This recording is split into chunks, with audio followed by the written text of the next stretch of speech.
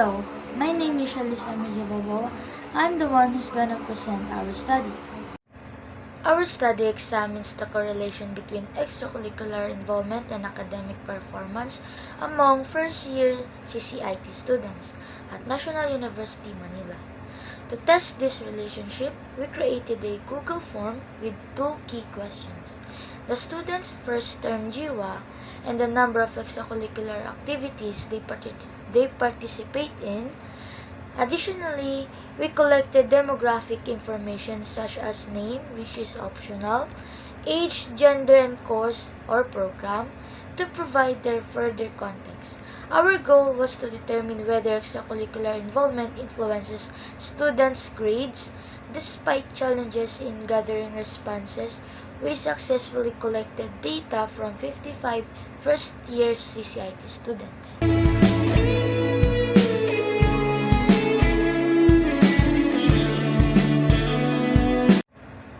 Once the data was collected, we organized it in Microsoft Excel.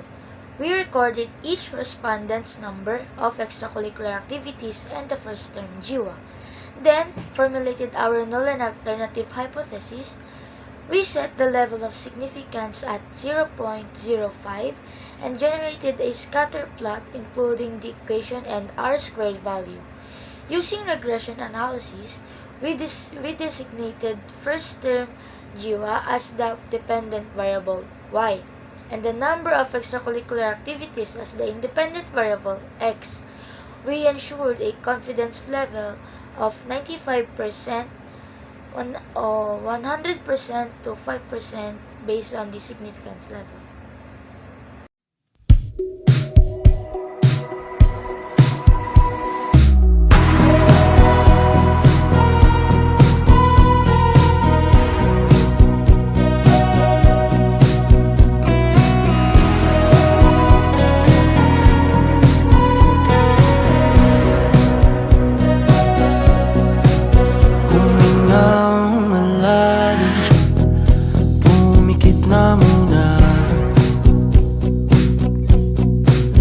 At baka sakaling namamalikmata lang,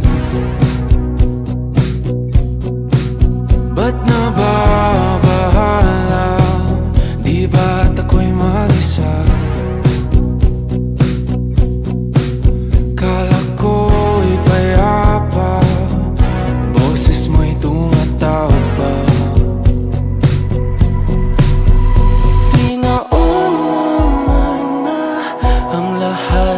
Tinapan naman na aking sugat, ngunit ba't ba di ito pa rin? Hirap na akong intindihin. Tanging panalangin, lubayan na sana. Dahil sa bawat tingin, mukha mo'y nakikita.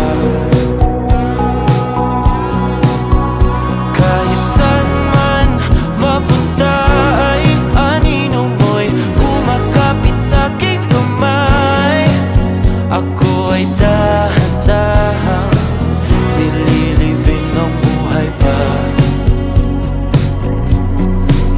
Hindi na makalaya, tinatalo mo ko bawat gabi.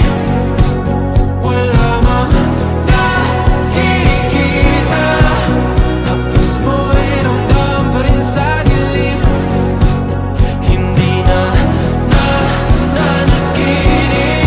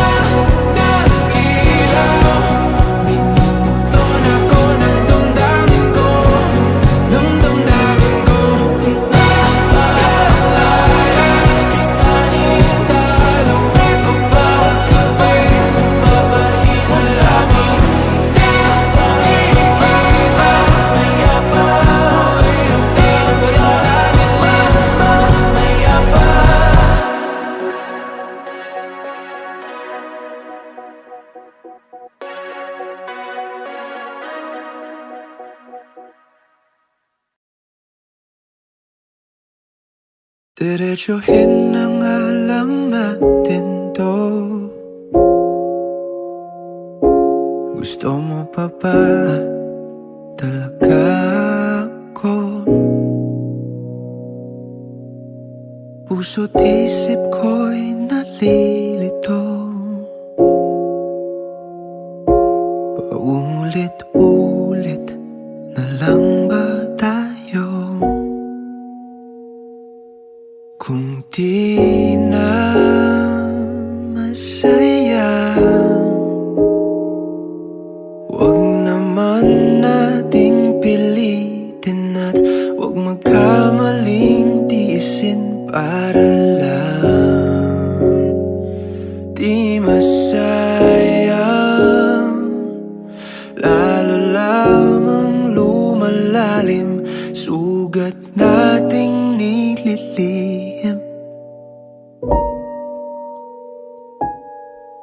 Magkahawak ng ating kamay, ngunit isa na lang ang mahigpit. Parang ang litratong iyong binigay, unti-unti na tayong napupunit. Kung di na masaya, wag naman nating pilitin at wag magkamaling tiisin para lang di masayang. Lalo lamang lumalalim sugat nating nililihim. Tanggapin na lang natin na di ka para sa'kin.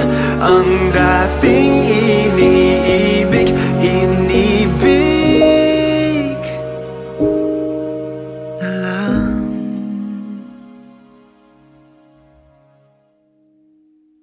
Bibitawan na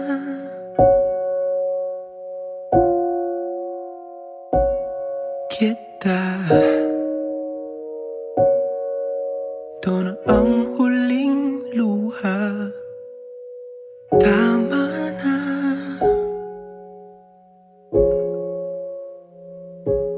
Bibitawan na.